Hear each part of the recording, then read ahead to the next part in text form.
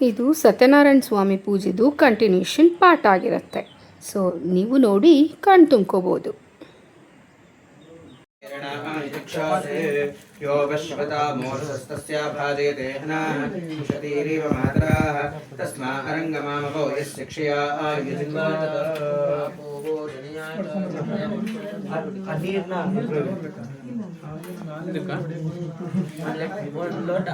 ಬೇರೆ ಎಲ್ಲೋ ಕೊಡಿ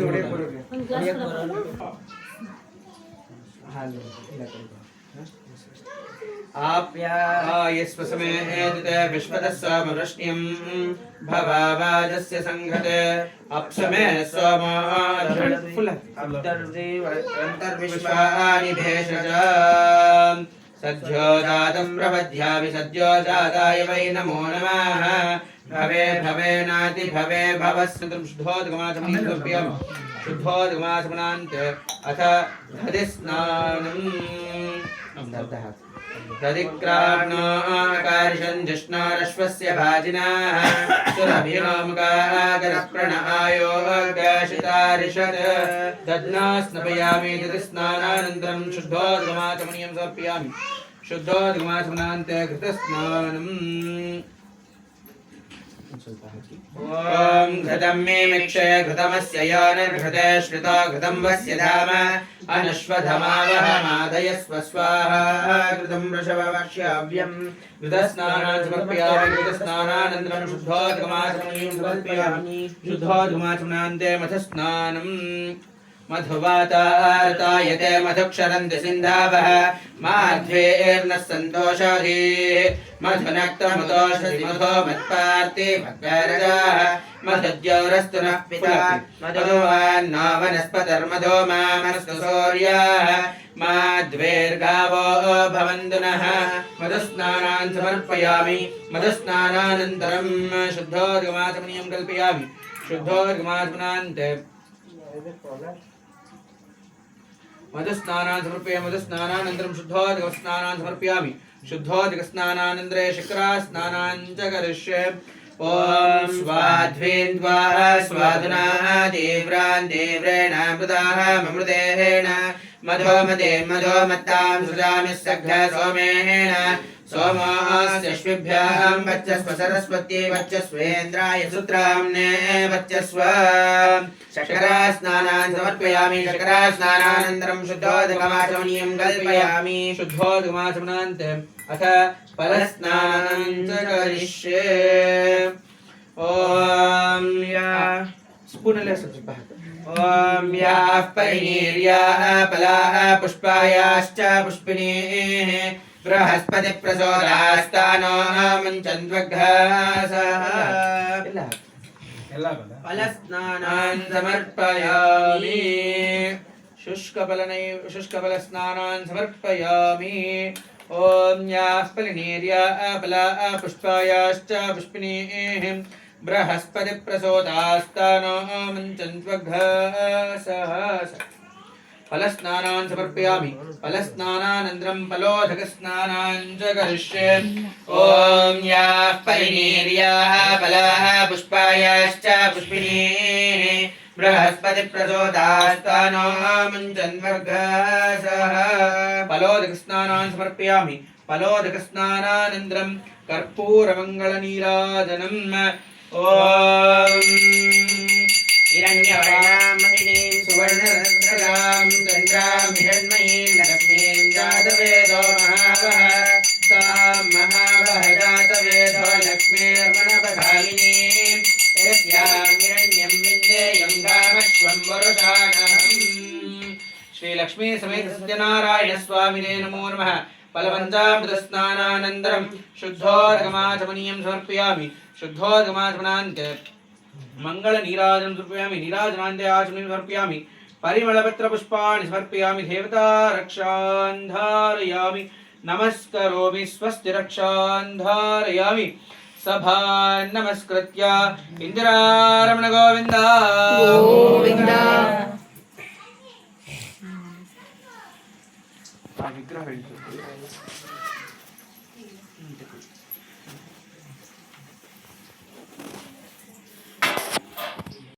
इमे अलंकरणार्थे आभरणार्थे अक्षतान् समर्पयामि ಒಂದೊಂದು ಹೂದಿಂದನೇ ಪೂಜೆ ಮಾಡ್ತಾರೆ ಈಗ ಅಂಗ ಪೂಜೆ ಆಗ್ತಾ ಬರುತ್ತೆ ಅಂದ್ರೆ ಒಂದೊಂದು ಅಂಗಕ್ಕೆ ಲಕ್ಷ್ಮೀ ಮತ್ತು ಸತ್ಯನಾರಾಯಣ ಸ್ವಾಮಿ ಒಂದೊಂದು ಅಂಗಕ್ಕೆ ಒಂದೊಂದು ಪೂಜೆ ಇರುತ್ತೆ ಅದೇ ರೀತಿ ಈಗ ಕೈಗೆ ಪೂಜೆ ಮಾಡ್ತಾ ಇದೀವಿ ಅಂತ ನಮ್ಮ ಮನಸ್ಸಿನಲ್ಲಿ ಭಾವನೆಯಿಂದ ಪೂಜೆ ಮಾಡ್ತಾರೆ ಅಥ ಅಂಗಪೂಜಾಂಚ ಕರಿಷ್ಯೆ ಓಂ ಸತ್ಯದೇವಾಯ ನಮಃ ಪಾದೋ ಪೂಜಯಾಮಿ ಸತ್ಯಾತ್ಮನೇ ನಮಃ ಗಿಲ್ವಂ ಪೂಜಯಾಮಿ ಸತ್ಯನಿಧೇ ನಮಃ ಚನಿಂ ಪೂಜಯಾಮಿ ಸತ್ಯಸಂಕಲ್ಪಕಾಯ ನಮಃ ಜಂಗೆ ಪೂಜಯಾಮಿ ಸತ್ಯಾದಿಶಾಯ ನಮಃ ವರನಂ ಪೂಜಯಾಮಿ ಸತ್ಯರೂಪಾಯ ನಮಃ ಗುಳಿಂ ಪೂಜಯಾಮಿ सत्यदेव्याय नमः जगनं बोधयामि सत्यवटवे नमः गणिं बोधयामि सत्यधराय नमः उदरं बोधयामि सत्यधर्माय नमः हृदिं बोधयामि सत्यकामाय नमः भाष्वं बोधयामि सत्याच्युताय नमः पृष्ठदेशं बोधयामि सत्यपारायणाय नमः स्कन्दं बोधयामि सत्यशौर्याय नमः बृहन् बोधयामि सत्यवक्षाय नमः हस्तौ बोधयामि सत्यसन्तुष्टाय नमः गण्डं बोधयामि ओम सत्यवेद्याय नमः वदनं बोधयामि सत्याच्युताय नमः नासिकं बोधयामि सत्यधर्माय नमः क्षेत्रे बोधयामि सत्यवारणाय नमः नेत्रे बोधयामि ओम सत्याशुदाय नमः भ्रम बोधयामि सत्यनन्दाय नमः भ्रमत्यं बोधयामि सत्योपशेन लडं बोधयामि सत्याग्रहरोपणे नमः शिरं बोधयामि श्री सत्यनारायण स्वामिने नमः सर्वाङ्गानि बोधयामि अथ पुष्पपूजाञ्च करिष्ये ಹೂವಿಂದನೇ ಪೂಜೆ ಮಾಡ್ತಾರೆ ವಿಶೇಷವಾದ ಹೂಗಳಿಂದ ಪೂಜೆ ಮಾಡ್ತಾ ಇದ್ದೀವಿ ಹೂವಿಂದ ಪೂಜೆ ಮಾಡ್ತಾರೆ ಅಥವಾ ಪುಷ್ಪ ಪೂಜಾಂಚ ಕರಿಷ್ಯೆ ओम सत्यदेवाय नमः चम्पका पुष्पं नमः जाजेपत्रं समर्पयामि कೈಗೆ ಸಿಕ್ಕಿದ ಪೂಜೆ ಮಾಡ್ತಾರೆ सत्यात्मने नमः जाजेपत्रं समर्पयामि सत्यविभवाय नमः चम्पकापत्रं समर्पयामि सत्यसङ्कल्पाय नमः बिल्वपत्रं समर्पयामि सत्यादिशाय नमः धूर्वयुग्मपत्रं समर्पयामि सत्यरूपाय नमः सेवतिकापत्रं समर्पयामि सत्यसेव्याय नमः वर्गापत्रं समर्पयामि सत्योषधाय नमः सत्यपत्रं समर्पयामि सत्योधराय नमः परवीरपत्रं समर्पयामि सत्यधर्माय नमः विष्णुकान्तिपत्रं समर्पयामि सत्यपुरुषाय नमः सत्यनाथाय नमः सत्यसाक्षिणे नमः सत्ययोगाय नमः सत्यज्ञानाय नमः सत्यज्ञानप्रियाय नमः सत्यनिधये नमः सत्यसंभवाय नमः सत्यप्रभवे नमः सत्येश्वराय नमः सत्यकर्मणे नमः सत्यपवित्राय नमः सत्यमङ्गलाय नमः सत्यगर्भाय नमः सत्यप्रजापतये नमः सत्यविक्रमाय नमः सत्यसिद्धिदायकाय नमः सत्याच्युताय नमः सत्यवीराय नमः सत्यबोधाय नमः सत्यधर्माय नमः सत्याग्रजाय नमः सत्यसन्तुष्टाय नमः सत्यवराहाय नमः सत्यपारायणाय नमः सत्यपूर्णाय नमः सत्यौषधाय नमः सत्यशाश्वताय नमः सत्यप्रवर्धनाय नमः सत्यविभवे नमः सत्यज्येष्ठाय नमः सत्यश्रेष्ठाय नमः सत्यविक्रमणे नमः सत्यधन्विने नमः सत्यमेधाय नमः सत्याधीशाय नमः सत्यक्रतवे नमः सत्यकालाय नमः सत्यवत्सलाय नमः सत्यवासवे नमः सत्यमोघाय नमः सत्यरुद्राय नमः सत्यब्रह्मणे नमः सत्यामृताय नमः सत्यवेदांगाय नमः सत्यसुतरात्मने नमः सत्यलोके नमः सत्यशुचाय नमः सत्यार्जिताय नमः सत्येन्द्राय नमः सत्यसागराय नमः सत्यस्वर्गाय नमः सत्यनियमाय नमः सत्यवेदाय नमः सत्यवेद्याय नमः सत्यपीयूषाय नमः सत्यमायाय नमः सत्यमहिमाय नमः सत्यसुरानन्दाय नमः सत्यसागराय नमः सत्यतपसे नमः सत्यसिंहासनाय नमः सत्यमृगाय नमः सत्यलोकपालकाय नमः सत्यस्थिताय नमः सत्यौषधाय नमः सत्याधिकल्पकाय नमः सत्यधनुर्धराय नमः सत्याम्बुजाय नमः सत्यवाक्याय नमः सत्यगुरवे नमः सत्यन्यायाय नमः सत्यसाक्षिणे नमः सत्ययोगाय नमः सत्यसंवृताय नमः सत्यसंप्रदाय नमः सत्यवन्नये नमः सत्यवायवे नमः सत्यशेखराय नमः सत्यनन्दाय नमः सत्याधिराजाय नमः सत्यश्रीपादाय नमः सत्यगुह्याय नमः सत्योधराय नमः सत्यहृदयाय नमः सत्यकमलाय नमः सत्यनाळाय नमः सत्यहस्ताय नमः सत्यबाहवे नमः सत्यमुखाय नमः सत्यधंष्ट्राय नमः सत्यनासिकाय नमः सत्यश्रोत्राय नमः सत्यचक्षुषे नमः सत्यशिरसे नमः सत्यमुखडाय नमः सत्याभरणाय नमः सत्यायुधाय नमः सत्यश्रीवल्लभाय नमः सत्यगुप्ताय नमः सत्यपुष्कराय नमः सत्यदृढाय नमः सत्यभामावन्दरगाय नमः सत्यनारायणस्वामिने नमः सत्यप्रहरणायुधाय नमः श्रीलक्ष्मी समेत सत्यनारायणस्वामिने नमो नमः ಅಷ್ಟೋದಶತನಾಮಾವಳಿ ಪೂಜಾನ್ ಸಮರ್ಪಯಾಮಿ ಅಥ ಕುಂಕುಮಾರ್ಚನ ಪೂಜಾನ್ ಚ ಕರಿಷ್ಯೆ. ಅಮ್ಮ ನೀವು ಕೂತ್ಕೊಂಡ್ಬಿಡಿ. ನಿತ್ಯೋ ಗಂಧಾಢ್ಯೋ ಗಂಧಮುತ್ತಮಃ ಆಘ್ರೇಯ ಸರ್ವದೇವಾನಾಂ ಲೋಕೋಯಂ ಪ್ರತಿಗಶ್ಯತಾಂ ದಶಾಂಗಂ ಕುಸುರಂ ಲೋಭಂ ಸುಗಂಧಿಂ ಚ ಮನೋಹರಂ ಕಪಿಲಾಗ್ರಯುಕ್ತಂ ಲೋಕೋಯಂ ಪ್ರತಿಗಶ್ಯತಾಂ ದಿವ್ಯಧೂಪಮಾಘ್ರಾಪಯಾಮಿ ಸ್ಥಾಪಿತ ಪ್ರತ್ಯಕ್ಷ ದೀಪೋ ದರ್ಶಯಾಮಿ ಧೂಪದೀಪಾನಂತರಂ ಆಚಮನಿಮಾಚಮಂ ಸಮರ್ಪಯಾಮಿ ಪರಿಮಳಪತ್ರ ಪುಷ್ಪಾಣಿ ಸಮರ್ಪಯಾಮಿ ಅಥ ನೈವೇದ್ಯಂ. पूर्णंधरादे मखभ्यो दानेति एकदा ब्रह्मण उपहरति एकदैव यजमानायस्तेजो दधाति महालक्ष्मी च विद्महे विष्णुपत्नी च धीमहि तन्नो लक्ष्मी प्रचोदयात् नारायणाय विद्महे वासुदेवाय धीमहि तन्नो विष्णुः प्रचोदयात्. श्री लक्ष्मी समेत सत्यनारायण स्वामी नमो नमः. कर्पूरमंगल नीराजनं दर्शयामि. नीराजनान्ते आचमनीयं समर्पयामि. परिमलपत्र पुष्पाणि समर्पयामि. देवता रक्षान् धारयामि. नमस्करोमि स्वस्ति रक्षान् धारयामि. सभान् नमस्कृत्य इंद्रारण गोविंद गोविंद.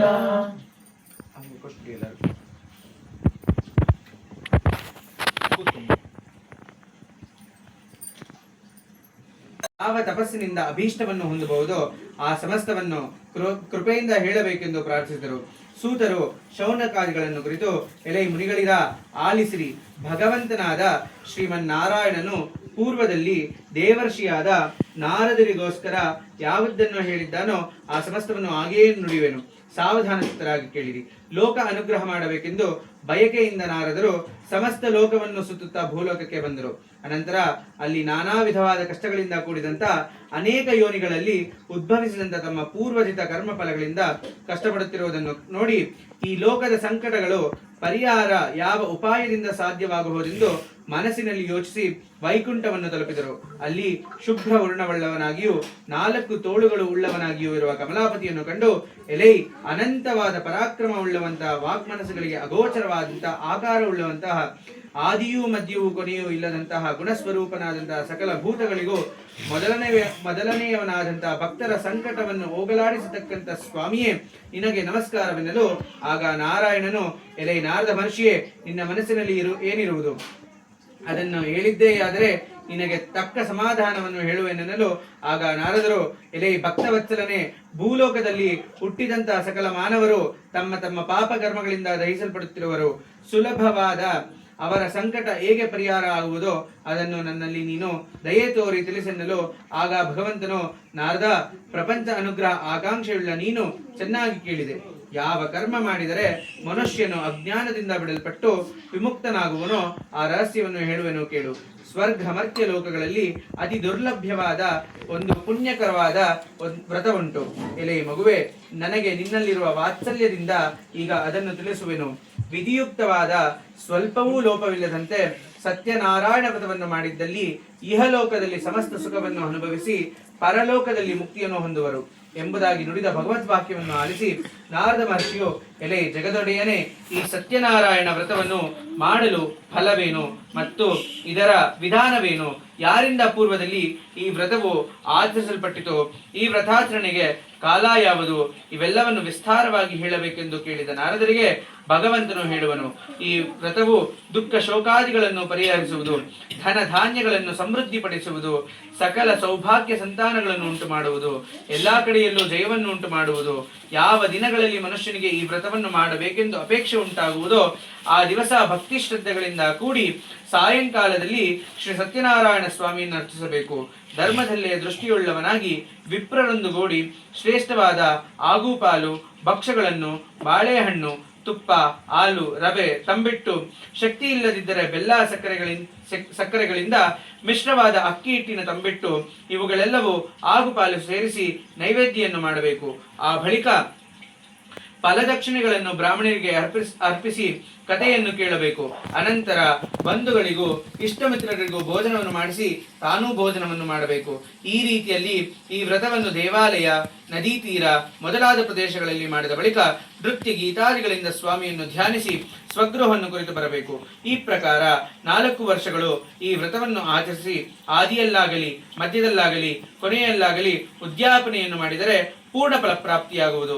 ಈ ಮೇರೆಗೆ ಮಾಡಲು ಖಂಡಿತವಾಗಿ ಮನುಷ್ಯರಿಗೆ ಅಭೀಷ್ಟ ಸಿದ್ಧಿಯುಂಟಾಗುವುದು.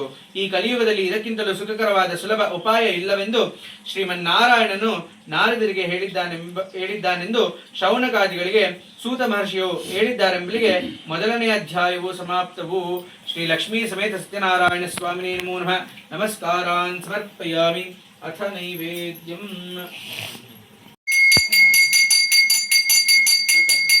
ಓಂ ನಾರಾಯಣಾಯ ವಿದ್ಮಹೇ ವಾಸುದೇವಾಯ ಧೀಮಹಿ ತನ್ನೋ ವಿಷ್ಣು ಪ್ರಚೋದಯಾತ್. ಮಹಾಲಕ್ಷ್ಮೀ ಚ ವಿದ್ಮಹೇ ವಿಷ್ಣುಪತ್ನಿ ಚ ಧೀಮಹಿ ತನ್ನೋ ಲಕ್ಷ್ಮೀ ಪ್ರಚೋದಯಾತ್. ಲಕ್ಷ್ಮೀ ಸಮೇತ ಸತ್ಯನಾರಾಯಣ ಸ್ವಾಮಿನೇ ನಮೋ ನಮಃ. ಮಂಗಳ ನೀರಾಧನಂ ಸಮರ್ಪಯಾಮಿ. ನೀರಾಧನಾಂತೆ ಆಚಮನೀಯಂ ಸಮರ್ಪಯಾಮಿ. ಪರಿಮಳಪತ್ರ ಪುಷ್ಪಾಣಿ ಸಮರ್ಪಯಾಮಿ. ಧಾರಯಾಮಿ ನಮಸ್ಕರೋಮಿ. ಮುಂದುವರೆಸರು. ನಂತರ ವಿಷ್ಣುವು ನಾರದರನ್ನು ಕುರಿತು, ಎಲೆ ನಾರದ ಮಹರ್ಷಿಯೇ, ಪೂರ್ವದಲ್ಲಿ ನೀನು ಕೇಳಿದಂತೆ ಈ ವ್ರತವು ಯಾರಿಂದ ಆಚರಿಸಲ್ಪಟ್ಟಿತೋ ಆ ವಿಷಯವನ್ನು ಕುರಿತು ಪುರಾತನವಾದ ಒಂದು ಇತಿಹಾಸವನ್ನು ಹೇಳುವೆನು ಕೇಳು. ಕಾಶಿ ಕ್ಷೇತ್ರದಲ್ಲಿ ಅತ್ಯಂತ ದರಿದ್ರನಾದ ಒಬ್ಬ ಬ್ರಾಹ್ಮಣನಿದ್ದನು. ಆತನು ಪ್ರತಿದಿನದಲ್ಲಿಯೂ ಹಸಿವು ಬಾಯಾರಿಕೆಗಳಿಂದ ಬಾಧಿತನಾಗಿ ಸುತ್ತುತ್ತಲಿದ್ದನು. ದೀನರಲ್ಲಿ ಅತ್ಯಂತ ದಯೆಯುಳ್ಳ ವಿಷ್ಣುವು ಬ್ರಾಹ್ಮಣನ ರೂಪದಲ್ಲಿ ಬಂದು ಆ ದೀನನನ್ನು ದಯೆಯಿಂದ ಕೇಳಿದನು. ಎಲೆ ಬ್ರಾಹ್ಮಣನೇ, ಪ್ರತಿ ದಿನದಲ್ಲೂ ದುಃಖಿತನಾಗಿ ಏತಕ್ಕೋಸ್ಕರ ಸುತ್ತುತ್ತಿರುವೆ ಎಂದು ಕೇಳಲು ಈ ಭೂಸರನು ಇಂತೆಂದನು. ಎಲೆ ಪ್ರಭುವೆ, ನಾನು ಅತಿ ದರಿದ್ರನು, ಭಿಕ್ಷಾರ್ಥವಾಗಿ ತಿರುಗುತ್ತಲಿರುವೆನು. ನಿನಗೇನಾದರೂ ಈ ದರಿದ್ರ ಹರಿಣೋಪಾಯ ತಿಳಿದಿದ್ದರೆ ಕೃಪೆಯಿಂದ ಹೇಳು ಎನ್ನಲು ವೃದ್ಧ ಬ್ರಾಹ್ಮಣನು ಹೇಳುವನು. ಎಲೆ ಬ್ರಾಹ್ಮಣನೇ, ಸತ್ಯನಾರಾಯಣನೆಂದು ಕರೆಯಲ್ಪಡುವ ವಿಷ್ಣುವು ಕೋರಿದ ಇಷ್ಟಾರ್ಥಗಳನ್ನು ಕೊಡುವನು. ನೀನು ಆ ವ್ರತವನ್ನು ಮಾಡಿ ಸತ್ಯನಾರಾಯಣನನ್ನು ಪೂಜಿಸು. ಯಾವ ವ್ರತ ಮಾಡಿ ಮಾನವನು ಸರ್ವ ದುಃಖಗಳಿಂದಲೂ ಮುಕ್ತನಾಗುವನೋ ಅಂತ ಉತ್ತಮವಾದ ವ್ರತವನ್ನು ತದ್ವಿಧಾನವನ್ನು ಬ್ರಾಹ್ಮಣನಿಗೆ ಹೇಳಿ ವೃದ್ಧ ಬ್ರಾಹ್ಮಣ ರೂಪಿಯಾದ ಸತ್ಯನಾರಾಯಣ ಸ್ವಾಮಿಯು ಅಂತರ್ಧನಾದನು. ನಂತರ ಬ್ರಾಹ್ಮಣನು ವ್ರತವನ್ನು ಮಾಡಬೇಕೆಂದು ಚಿಂತಿಸುತ್ತಾ ರಾತ್ರಿ ನಿದ್ರೆಯನ್ನು ಕೂಡ ಮಾಡಲಿಲ್ಲ. ಮಾರನೇ ದಿವಸ ಬೆಳಿಗ್ಗೆ ಎದ್ದು ಸತ್ಯನಾರಾಯಣ ವ್ರತವನ್ನು ಮಾಡುವುದಾಗಿ ಸಂಕಲ್ಪ ಮಾಡಿ ಭಿಕ್ಷೆಗೆ ಹೋದನು. ಆ ದಿನದಲ್ಲಿ ಬ್ರಾಹ್ಮಣನು ವಿಶೇಷವಾದ ಹಣವನ್ನು ಹೊಂದಿದನು. ಆ ಹಣದಿಂದ ಬಂಧುಗಳೊಂದಿಗೆ ಶ್ರೀ ಸತ್ಯನಾರಾಯಣ ವ್ರತವನ್ನು ಆಚರಿಸಿದನು. ಆ ದರಿದ್ರ ಬ್ರಾಹ್ಮಣನು ವ್ರತ ಪ್ರಭಾವದಿಂದ ಸಮಸ್ತ ಸಂಪತ್ತುಗಳು ಉಳ್ಳವನಾಗಿ ದುಃಖರಹಿತನಾಗಿ ಅಂದಿನಿಂದ ಪ್ರತಿ ತಿಂಗಳು ವ್ರತವನ್ನು ತಪ್ಪದೇ ಶ್ರದ್ಧೆಯಿಂದ ಮಾಡುತ್ತಿದ್ದನು. ಈ ಪ್ರಕಾರ ಬ್ರಾಹ್ಮಣೋತ್ತಮನು ಸತ್ಯನಾರಾಯಣ ಸ್ವಾಮಿಯ ವ್ರತವನ್ನು ಮಾಡುವನಾಗಿ ಸಕಲ ವಿಧವಾದ ಪಾಪಗಳಿಂದ ಬಿಡಲ್ಪಟ್ಟು ಇತರರಿಂದ ಹೊಂದಲು ಅಸಾಧ್ಯವಾದ ಮುಕ್ತಿಯನ್ನು ಹೊಂದಿದನು. ಎಲೆ ನಾರದ ಮಹರ್ಷಿಯೇ, ಈ ವ್ರತದ ಆಚರಣೆಯಿಂದ ಸಕಲ ದುಃಖಗಳು ನಾಶವಾಗುತ್ತವೆ ಎಂಬುದಾಗಿ ಶ್ರೀಮನ್ನಾರಾಯಣನು ನುಡಿದನು.